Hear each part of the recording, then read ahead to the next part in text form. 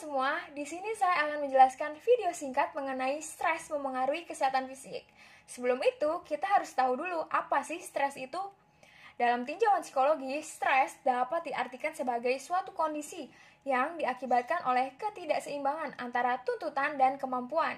Ini merupakan masalah umum yang terjadi dalam kehidupan manusia.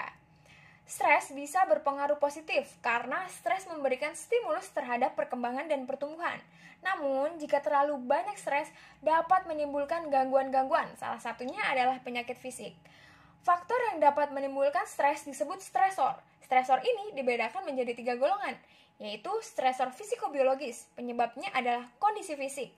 Stresor psikologis adalah kondisi psikologi atau kejiwaan, dan stresor sosial berasal dari keadaan sosial atau lingkungan. Selanjutnya dampak stres.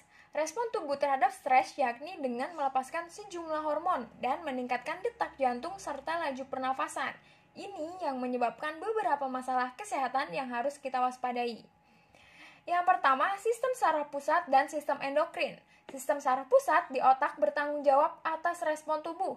Di dalam otak, hipotalamus memberitahu kelenjar adrenalin untuk melepaskan hormon stres adrenalin dan kortisol. Hormon-hormon ini yang meningkatkan detak jantung dan mengirim darah mengalir ke daerah-daerah yang membutuhkan, seperti otot, jantung, dan organ penting lainnya. Ketika rasa takut hilang, hipotalamus harus memberitahu semua sistem untuk kembali normal. Jika gagal, respon akan berlanjut. Hal ini yang memicu sakit kepala atau insomnia.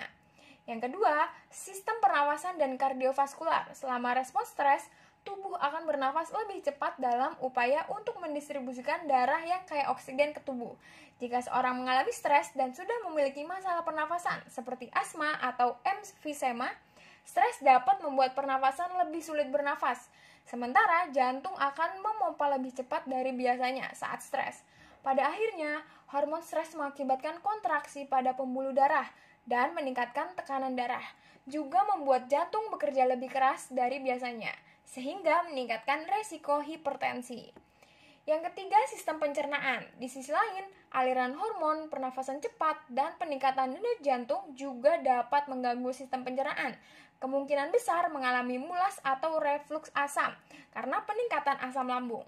Stres juga dapat memengaruhi cara makanan bergerak ke seluruh tubuh, yang menyebabkan diare atau sembelit. Juga memungkinkan mengalami mual, muntah, atau sakit perut. Sekian video singkat mengenai stres.